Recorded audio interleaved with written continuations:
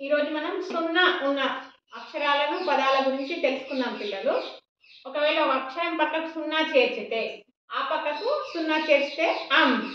కా పక్కకు సున్నా చేర్చితే కం, గాకు సున్నా పెడితే గం, చాకు సున్నా పెడితే చం, టాకు సున్నా పెడితే టం, దాకు సున్నా పెడితే డం, తాకు సున్నా పెడితే తం, దాకు సున్నా పెడితే దం, నాకు సున్నా పెడితే నం, బాకు సున్నా పెడితే బం, పాకు సున్నా పెడితే పం, మాకు సున్నా పెడితే మం,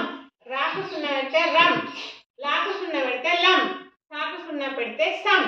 బాకు సున్నా పెడితే బం. ఇప్పుడు కొన్ని పదాలు చూద్దాం. ఊకు సున్నా పెడితే ఉంగ,